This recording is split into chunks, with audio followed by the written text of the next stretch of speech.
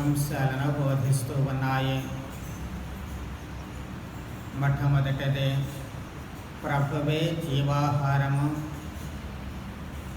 ప్రభువును విశ్వసించినటువంటి వ్యక్తి, ప్రభువు వద్దకు వచ్చేటువంటి వ్యక్తి ఎప్పుడూ కూడా ఆకలి కొనడు, దప్పిక కొనడు అని ప్రభువు ప్రకటిస్తూ ఉన్నారు. ప్రజలందరూ కూడా వాస్తవానికి ప్రభువును గురించి లేక ప్రభువు దేవుని కుమారుడు అని చెప్పి విశ్వసించడానికి ఒక గుర్తు కావాలని కోరుకుంటూ ఉన్నారు. ఆనాడు దేవుడు ఇశ్రాయేలీయులకు ఎడారిలో మన్నాను ఇచ్చారు. వాస్తవానికి దేవుడు ఇచ్చినటువంటి ఆ మన్నా పరలోకము నుంచి వచ్చినటువంటిది కాదు. తాను చేసినటువంటి సృష్టిలో నుంచే మళ్ళీ వారికి ఆహారాన్ని అద్భుత విధంగా ప్రసాదిస్తూ ఉన్నారు. కానీ ఈ రోజున ప్రభువు చెప్పేటువంటి ఆహారము పరలోకము నుండి దిగివచ్చినటువంటిది.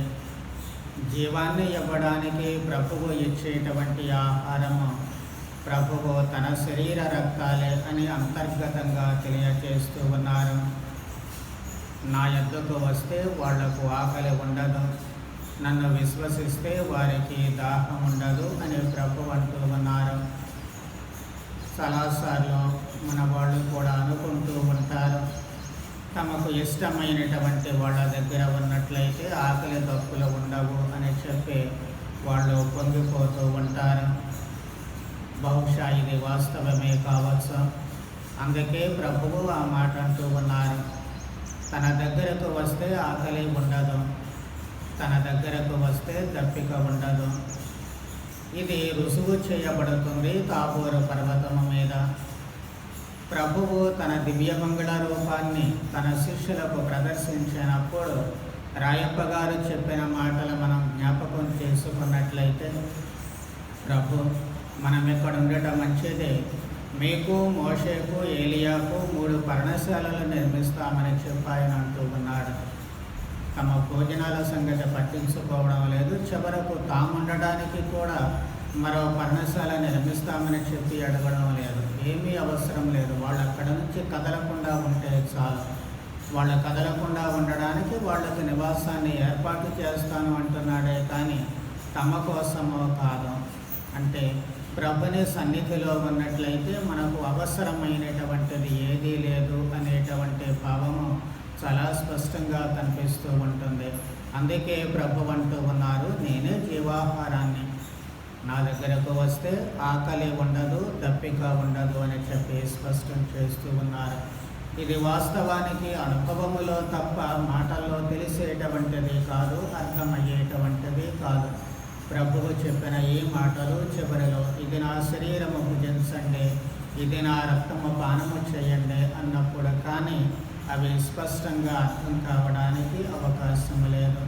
కాబట్టి ఈ లోకములో రకరకాలైనటువంటి వాటి కోసము మనము దప్పికొంటాము, అధికారం కోసం ఆకలికొని ఉంటాము, అహంభావముతో ఆకలికొని ఉంటాము, ధనకనక రాశుల కోసం, ఆస్తిపాస్తుల కోసం ఆకలికొని ఉంటాము, వాటి కోసం ఏమి చేయడానికైనా సిద్ధపడుతూ ఉంటాము. కానీ అసలు సిసలైనటువంటి ఆకలిని తీర్చేటువంటిది కేవలము ప్రభువు, ఆయన బోధనలు మాత్రమే అన్నటువంటి సత్యాన్ని గ్రహించగలిగిన రోజున మన జీవితాలు ఎంత మధురంగా ఉంటాయో అప్పుడు అనుభవం మీద కానీ తెలిసి రాదు. రెండవది, మొదటి పఠనము బోధించేటువంటి సూత్రము, మనిషికి ఉండేటువంటి బాధ్యతలు. చాలాసార్లు మనము మన చుట్టూ గిరిగీసుకొని నిలుచుంటాము. నా పని ఇది, అది నా పని కాదు అనేటువంటి భావన మనలో లోతుగా నాటుకుపోయి ఉంటుంది. అది తప్పు. పరిస్థితులకు అనుగుణంగా ప్రతి మనిషి కూడా స్పందించాలి అన్నటువంటి సత్యాన్ని మొదటి పఠనం మనకు బోధిస్తుంది. వాస్తవానికి స్టీఫెన్ గారు కేవలము ఆయన విధవరాండ్రకు ఆ రోజున భోజనాలు పెట్టడానికి వాళ్లకు బాగోగులు చూసుకోవడం కోసమే ఎన్నుకోబడినప్పటికీ కూడా అపోస్తులు తమ బోధనా కార్యక్రమాన్ని నిర్విఘ్నంగా కొనసాగించడానికి ఈ 7గురిని సహాయకులుగా తీసుకుంటే వాళ్ళు ఆ పని మాత్రమే చేసుకునే చేతులు కట్టుకుని కూర్చోవడం లేదు. ఈ సామాజిక సేవా కార్యక్రమాన్ని చేస్తూనే తాము దేవుని లేక క్రీస్తు సందేశాన్ని ప్రకటించాలి అన్నటువంటిది తన నైతిక బాధ్యతగా ఆయన గుర్తిస్తూ ఉన్నాడు. అందుకే అటువైపు తనకు అప్పగింపబడినటువంటి సామాజిక సేవా బాధ్యత రెండో వైపున సువార్త బోధన చేపడుతూ ఉన్నాడు. అందుకే వాస్తవానికి గిరి గీసుకోకుండా గిరిని దాటి అవతలకు వచ్చే అవసరానికి అనుగుణంగా స్పందించాడు. కాబట్టి ఇతర అపోస్తలులకు దక్కినటువంటి మహద్భాగ్యము ఆయనకు దక్కుతుంది. ఆయన మరణించేటువంటి సమయంలో పరమండలము తెరవబడడం, ప్రభువు సింహాసనాసీనుడై తండ్రి కుడి ప్రక్కన కూర్చోవడము, ఆ దృశ్యాన్ని కనులారా గాంచేటువంటి భాగ్యము, తాను మనిషిగా ఈ లోకములో ఉండగానే దాన్ని దర్శించేటువంటి భాగ్యాన్ని ఆయన పొందగలుగుతూ ఉన్నాడు. దీన్ని మనం అర్థం చేసుకోగలిగితే మన జీవితాన్ని ఎలా మలుచుకోవాలి అనేటువంటిది చాలా స్పష్టంగా ఉంటుంది. చాలాసార్లు ఇది నా పని కాదు, నీ పని నువ్వు చెయ్యి, నేను చెయ్యను అనేటువంటి భావము మనలో లోతుగా నాటుకుపోయి ఉంటుంది. కానీ అక్కడ చూడాల్సింది అవసరము. ఎవరికి ఎలాంటి అవసరం ఉంది, ఆ అవసరానికి తగ్గట్లుగా నేనేమి చేయగలను అన్నటువంటి ఒకే ఒక చిన్ని ఆలోచన మనిషికి ఉన్నట్లయితే మనిషిలో ఉండే మానవత్వం బయటపడుతుంది. ఆ మానవత్వం బయటపడితే మనిషి అద్భుతాలే చేస్తూ ఉంటారు. కనాపల్లి పెళ్లిలో మరియ తల్లి చేసింది అదే. ఆమె వాళ్ళ అవసరాన్ని గుర్తించింది, నా పని కాదు అని ఆమె అనుకోలేదు. వాళ్ళు పడేటువంటి ఇబ్బందులు గుర్తించింది.